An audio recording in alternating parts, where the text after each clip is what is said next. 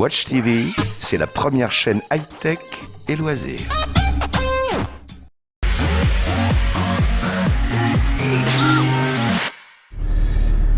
Voilà, je suis avec Nico et on essaye, on va dire, la nouvelle Cox Dune.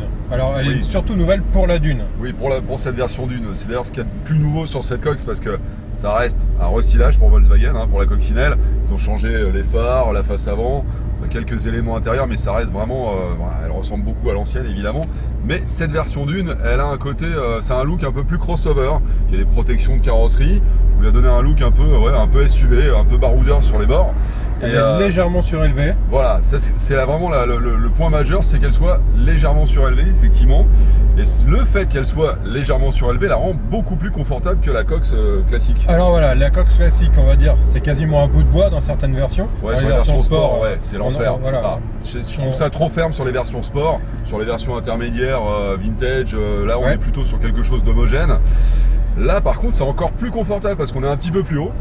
Et je trouve ça hyper agréable. Et alors voilà, là on l'essaye sur des petites routes corse. Et effectivement, on passe les dodanes, les aspérités, les trous dans la route. C'est quasiment un tapis volant, c'en est même très surprenant venant d'une coccinelle. Alors évidemment, il y a un petit corollaire à ça, c'est que elle va être un peu moins incisive à la conduite. Ouais, alors je la trouve un peu pataude dans les enchaînements. C'est vrai que la Cox, on a une plateforme de Golf 6, un train avant qui est plutôt efficace en temps normal. Là, on a quelque chose qui cherche un peu plus. On est un peu moins précis au niveau de la direction et elle a tendance à prendre un tout petit peu de roulis par rapport à une coccinelle classique. Alors, cela dit, on est dans une cab. C'est pas gênant parce que c'est vraiment, pour le coup, ça lui donne sa raison d'être, c'est-à-dire une voiture pour se promener tranquillement. C'est une voiture de balade. En aucun cas, la coccinelle cabrio est censée être une voiture sportive. Donc, je trouve que ça fait plutôt bien le boulot pour ce type de véhicule.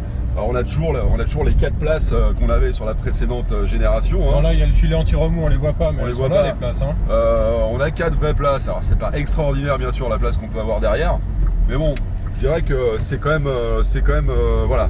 Un vrai petit cab pour 4. Le coffre, c'est toujours pas immense, autant que je sache. Surtout que là, on a une version quand vous l'équipez, par exemple, du système Fender, système audio qui est hyper efficace, que je trouve assez extraordinaire. Le problème, c'est qu'on a un caisson de basse qui prend un peu de place dans le coffre, donc ça, c'est un petit peu, ça gâche un petit peu le volume du coffre.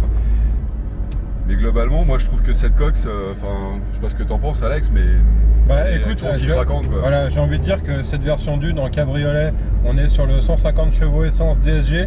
Elle a un défaut, c'est quand même 35 000 €. C'est ça, c'est-à-dire que les prix bien sûr n'ont pas baissé, ça, fallait pas rêver, c'est dans l'idée. Les prix en fait, les prix ont tendance à augmenter évidemment. Alors il y a quelques petits équipements supplémentaires, mais bon.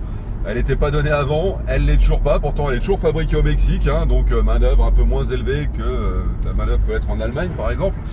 Voilà, et puis si vous voulez acheter la version coupée, c'est-à-dire donc avec le toit, avec un diesel 150 chevaux et la boîte méca, vous en avez pour 32 000. Donc c'est un peu moins cher, c'est plus accessible. Le plaisir de conduire, c'est-à-dire le confort sera le même, mais globalement ça fait le job. Alors avec un défaut, alors je tiens à signaler toujours, si on veut se mettre les cheveux à l'air, n'est-ce pas, avec cette voiture, mieux vaut préférer le cabriolet parce que la version coupée il existe un toit ouvrant mais il s'entrouvre de 15 cm. C'est absolument ridicule. Il ne sert pas à grand chose ce toit ouvrant finalement, c'est un petit défaut de cette voiture. Voilà, donc autant, je sais pas, si on devait acheter on prendrait quoi? Ça non? Moi j'aime bien les cabs en essence comme ça, je trouve ça sympa. C'est hyper agréable, c'est hyper confort. C'est la parfaite voiture de balade quand on a 2 enfants pas trop grands quoi, finalement. Exactement. Et voilà. On l'achète? On l'achète. Bon allez, on l'achète. Watch TV, c'est la première chaîne high-tech et loisirs.